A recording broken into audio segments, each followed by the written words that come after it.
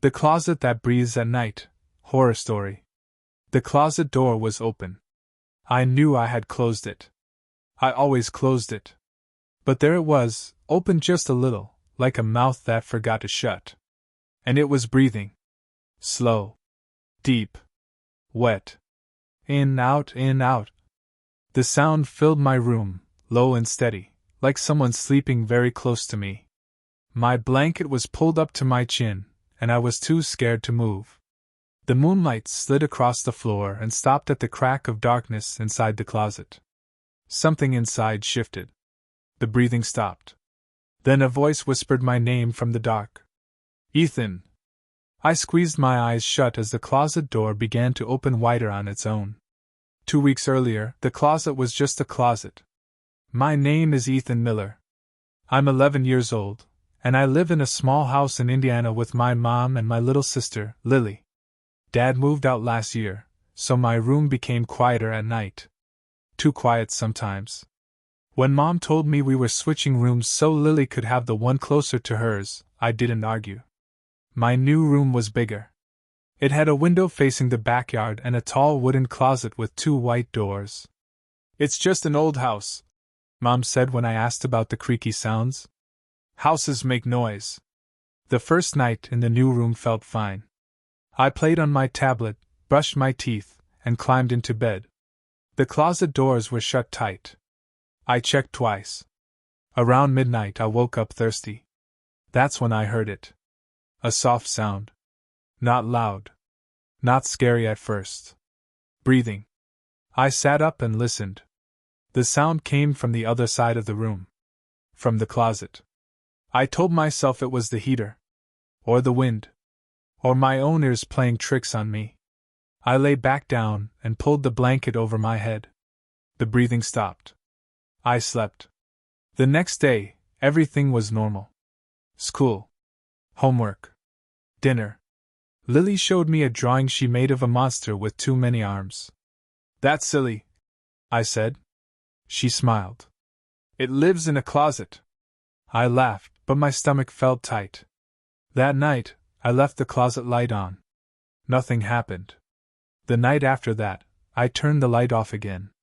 I didn't want to be a baby. At 2:13 a.m., the breathing came back. This time, it was louder. In, out, in, out. I stared at the closet doors. They were closed, but the crack between them looked darker than the rest of the room. The sound seemed to push through that crack, like air squeezing out. Hello? I whispered. The breathing paused. Then it matched my breathing. I held my breath. So did it. I ran to Mom's room that night. She rubbed my back and said I had a bad dream. She let me sleep on the floor beside her bed. The next morning, she checked the closet with me. It was empty. Just clothes, shoes, and old boxes. See? She said. Nothing there. But when she left, I noticed something new. The closet smelled warm. Like breath. The nights got worse.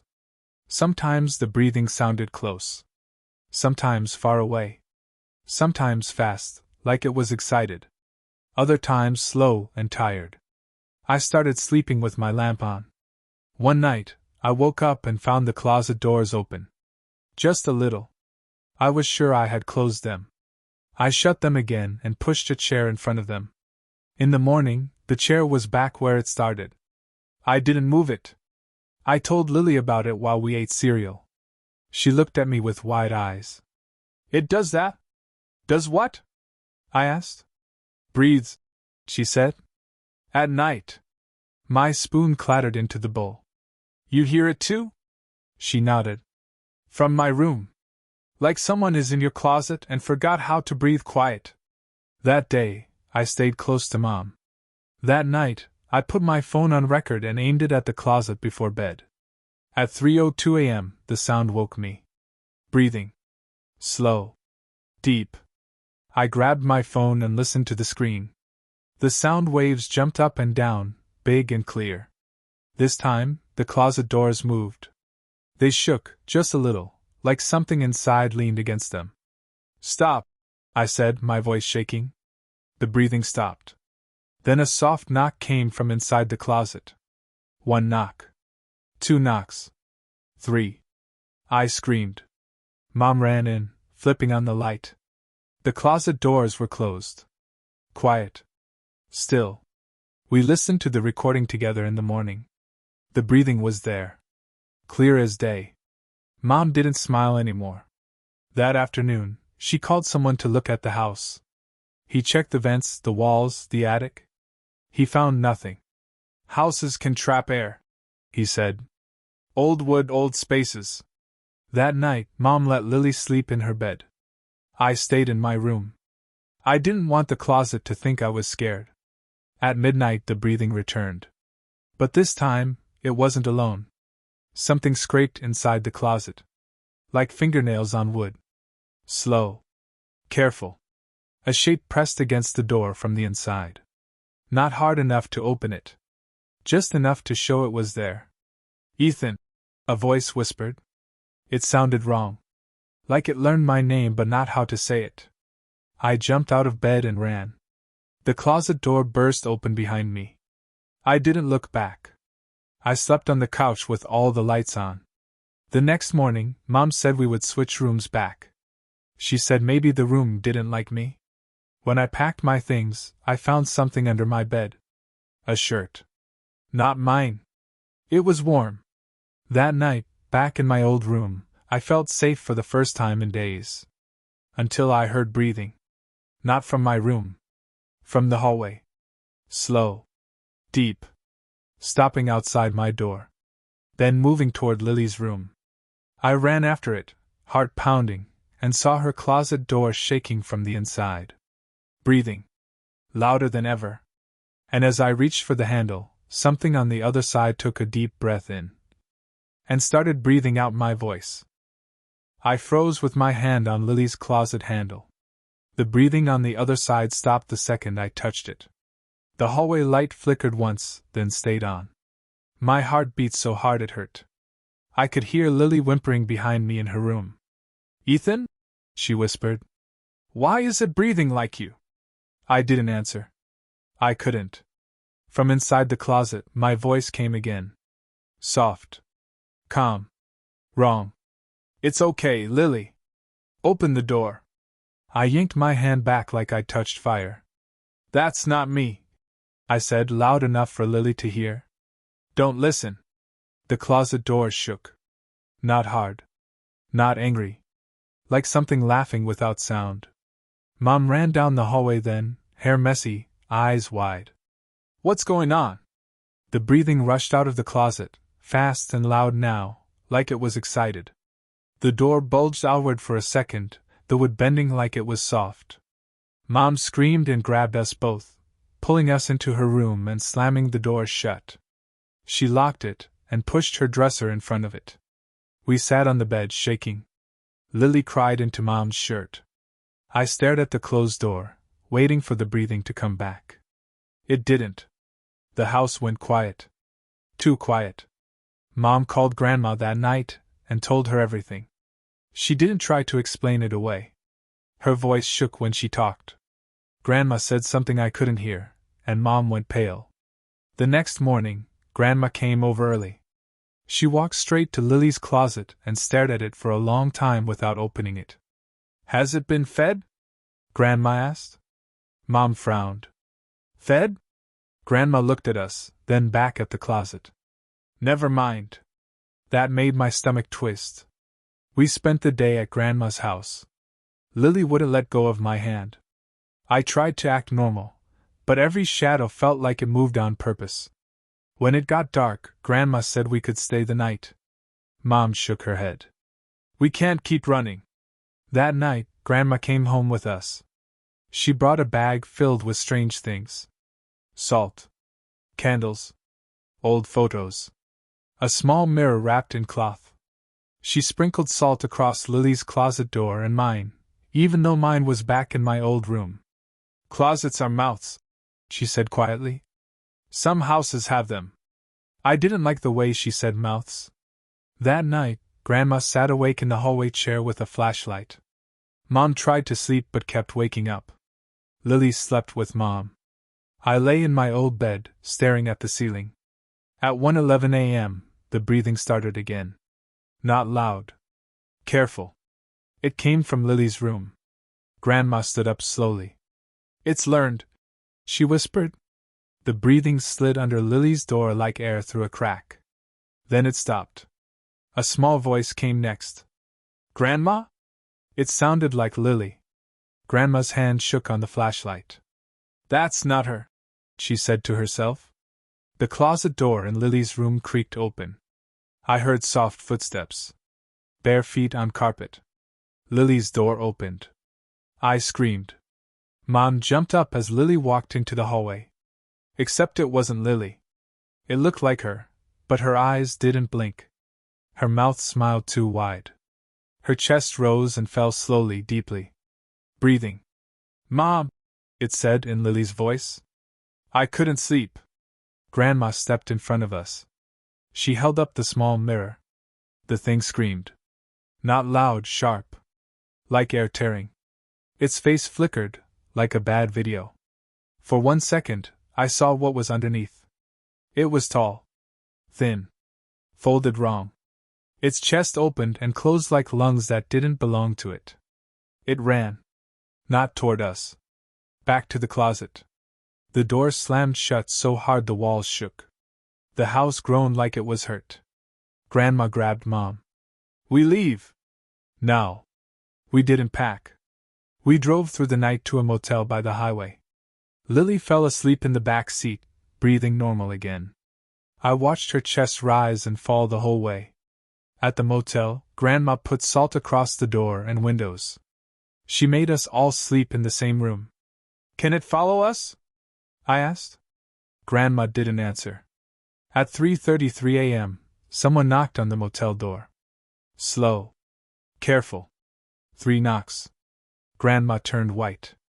From the other side of the door, my voice spoke again. "Ethan," it said. "I can breathe anywhere now." The doorknob began to turn. The doorknob turned slowly. Not fast. Not forced. Like someone on the other side wanted us to hear every tiny click inside the lock. Grandma raised her hand. "Don't answer," she whispered. The breathing came through the door, deep and slow, filling the small motel room. It sounded stronger now, fuller, like it had learned how to breathe better. "Ethan," my voice said again. "You forgot me." Lily whimpered and hid her face in Mom's shirt. Mom covered Lily's ears, but it didn't help. The voice felt like it was inside our heads. Grandma stepped forward and spoke loud and clear. "You don't belong here." The breathing paused. Then it laughed. The doorknob stopped turning. For a moment, I thought it was gone. Then the breathing came back, behind us. From the bathroom. The shower curtain moved. Grandma spun around, eyes wide. "It followed the breath," she said. "It doesn't need closets anymore." The curtain slid open on its own. Nothing stood there. But the mirror above the sink fogged up fast, like someone had breath right against it. A handprint appeared in the fog. Then another. The fog cleared, and my reflection stared back at me. But it wasn't copying me this time. It was smiling. My reflection leaned closer to the glass than I did. Its chest rose and fell too deep, too slow. "Ethan," it said without moving its mouth. "You let me learn." The lights flickered. The room smelled warm again. Like breath. Grandma shoved the mirror she carried into my hands. "Show it what it is," she said. "Don't look away." I didn't want to. My legs shook so bad I thought I'd fall. But I stepped toward the bathroom mirror anyway. The breathing grew louder, filling the room, pushing against my ears. I held up the small mirror Grandma brought. The thing screamed. This time, it screamed loud. The sound cracked like glass breaking. The bathroom mirror shattered, pieces flying across the floor. The fog vanished, and the breathing turned rough, angry. The lights went out. In the dark, something moved fast. The bed shook. The door slammed. The breathing rushed around us, everywhere at once, like the room itself had lungs. Grandma shouted words I didn't understand. Mom hugged Lily tight. I stood there, holding the mirror, my heart pounding. "Ethan!" Grandma yelled. "You have to finish it!" "Finish what?" I cried. "The first breath," she said. "Where it started." I thought of my old room. The tall closet. The first night. The first sound. "It started with me," I said. "In my closet." The breathing stopped for half a second. Then it roared. The motel room door burst open. The hallway lights flashed blue and white. Air rushed past us, pulling, dragging, like the building was breathing in. "Go!" Grandma shouted. "Back to the house!" We ran. We didn't even check out.